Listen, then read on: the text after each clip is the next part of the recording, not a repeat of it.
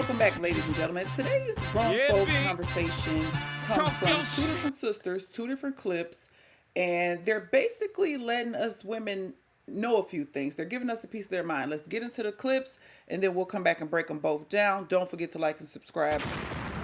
I don't know who needs to hear this, but if you are a black woman and you know you have a good black man at home, you need to do what it takes to keep that black man. Because let me tell you something, there are not a lot of available good black men out here that are still interested in dating black women. So let me just hit you with some facts. Naturally, there are just more women on this earth than men, okay? We are outnumbering them. So then there's a large percentage of those black men that are incarcerated. There's another percentage of those men that are just into men. It's just the world that we live in. There's another percentage of those men that are already taken and married, and a lot of them are not marrying the black women. So when you do come across a black man that is single and good and actually willing to date a black woman, how do you ensure that he is actually desiring you and wants to commit to you? Okay, here's another fact. The number of black men who are marrying outside of their race has drastically increased, which simply just means they are not picking us. And that is a big concern for me. So you got to ask yourself, what is it about you that makes us less desirable? That is what we have to figure out, because the men do desire to be in a relationship. They're getting married and they're outnumbering us in marriages. They're just not picking us. So it's time to really figure out, how can I be different? What do I need to switch up to really get what I truly desire from this black man? Let's talk about it in the comments. Like, we didn't create welfare. We were handed it. But welfare gave us all that we needed to say, fuck that nigga. Hey, fuck you, man! And then we wonder why we have to return our children to their fathers, which is the prison system. Because the government is your baby daddy. Now give us our son. We fed him through food stamps. We housed him through HUD and Section 8. We the baby daddy. Give us our child. And they get to the point where they come collect. And now we look, and it's a pandemic, and it's an epidemic of melanated men in the prison system, going back to their daddy, Uncle Sam, who raised them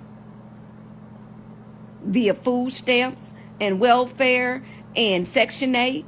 And if we don't do something about it, we'll just continue to perpetuate the cycle. And you know this, man. And I don't talk about what I don't know about. Because shit, I got jammed up because after my life changed, I didn't want to let the motherfucking system go when I didn't need it anymore. And I got fucked up behind keeping an apartment, keeping a Section 8 apartment. Thinking to myself, if I was ever to be homeless again, me and my baby's gonna always have somewhere to go. And the motherfucker reported me to welfare. Don't trust them new niggas over I got real fucked up behind that shit. I don't talk about what I don't know about, baby. I'm a single mama. Okay, so we heard from these two young ladies with two different conversations, but basically still centered around the black man, the black woman, and our dynamic. So let's talk about it. Let's be grown and let's talk about it. So let's start with the first clip. Basically, what I got from the first lady is giving our men some kind of act right. A lot of us feel like our men are not worthy. We think we're better than our men. And we've had these conversations in the past here on Grown Folk Talk. A lot of us feel like our men are beneath us. A lot of us have went and got educations, certificates, some type of certification. And some of us haven't even gotten that. And we get the big head because we can slap on some concealer and some lipstick and we think we the ish. Or some men are so desperate and thirsty and insecure that they hype women up. Women who don't even necessarily deserve it. And I'm not speaking from an outer perspective. We going deeper on this episode. I'm talking about the inner person, not getting glammed up. I'm talking about giving our men some act right. I'm talking about looking in the mirror, seeing your flaws or being told what your flaws are, meditating on that, and showing some type of change, apologizing. I feel like women have a big issue with apologizing, saying that they are sorry to the very man that they live with or that they've hurt, and then following that up with a change in behavior. A lot of men nowadays are not desiring us. And me, I don't have a dog in the fight. I've been married almost 20 years, but I still care. I still care about my community. I care about my son. I care about the next generation of young people coming up. It's hurtful for me to hear men say we don't want American women, as if we chose to even be American. But They don't want us. They're tired of us. I'm tired of this motherfucking They're shit. tired of the attitudes. They're tired of the lack of accountability, which has been the word for all of 2023, going into 24. Why do we have these overinflated egos? Because most of our men are pretty simple. They're pretty easy to please, but we don't even care about pleasing them. It's all about us. We care about pleasing them if we're feeling good, if we're in the mood, but keeping that as a top priority to please your man, come on. Most of us could care less. Some of y'all don't even care if your man get hurt, they get sick, if they have health issues.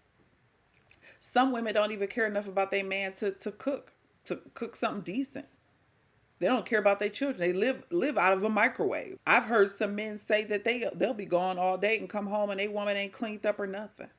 She on social media watching reality TV. So the gripes and the complaints that men have are completely valid. They're legit. Not all women, of course. But if you got a good man at home, there's a certain type of conduct. There's a certain way you need to act if you have a man that's decent trying to pursue you, and we need to get off of this money tip. We need to get off of this. I seen a post the other day, what it looked like dating a man who got to wait for payday. And I'm like, damn. This probably a girl who ain't even got no money her damn self. Because most people who do halfway decent, they don't get off on clowning other people who ain't got nothing. Mature adults don't get off on clowning somebody because you got to wait the payday and I don't. But this is where we are. But you expect a man to want you and want to take you out, and y'all expect them to take you to the nicest restaurant in the city. But this is how you think of them. So what if he got to wait the payday? We have all fallen on hard times. We have all had situations happen to us before. Why are we so not sympathetic towards one another? Why can't we give one another the benefit of the doubt? And then you wonder why men want to get a passport and pay $1,500 to get a flight to leave the country. A flight out of the country ain't even cheap. So the fact that men are willing to spend this money to go out there, and I'm not talking about men who just out there to get their rocks off. I'm talking about men who's serious. Like they at that peak, they at that level where they're like, I'm mature and I want a woman. And I want a mature woman that I don't have to tell to wash her behind. That I don't have to tell to go scrub the toilet bowl because she know that. And she see it. I'm going to switch gears. Let's talk about the second clip. Let's talk about the woman who talked about how we lose our men. How we lose our men to the system. School to prison pipeline. Look it up. How we lose our men because of the government and these different programs that the government have, different subsidies that we want to take advantage of that exclude our men, that report you if you have any dealings with any type of man, and who are just, and these are just in place to keep us on the hamster wheel. We can't do no better. You get these programs, you take them, you use them, get yourself out of a jam, and then you get off of it. I would never sacrifice my man for government assistance, for a government subsidy, for subsidized housing. My man? But see, some of y'all have been so brainwashed that you think it's better to have a Section 8 housing than to struggle with a man who actually loves you. Don't you know hard times come to everybody? Hard times came to our grandparents who was married. And your grandma ain't leave your grandpa for a Section 8 house. The day and times of being selfish and only thinking about oneself and how much makeup you can put on and how much of a baddie you can be and the most expensive designer purse you can carry.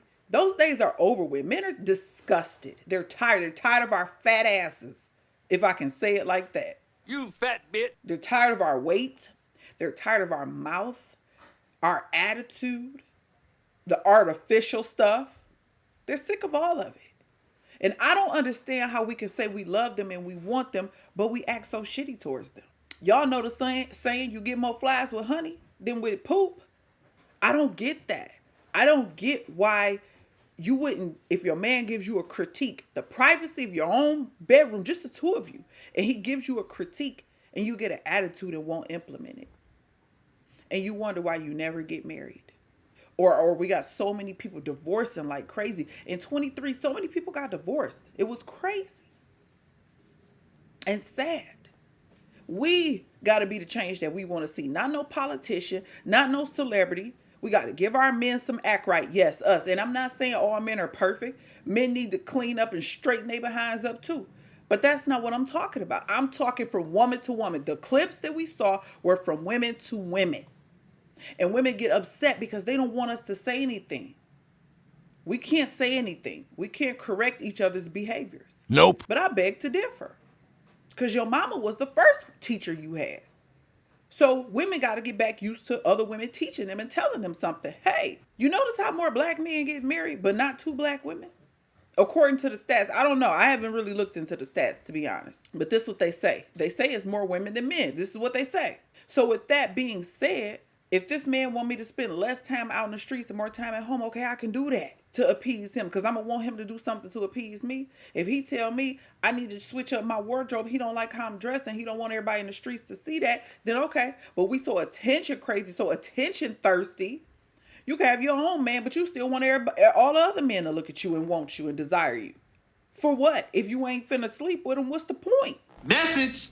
But this is where we are.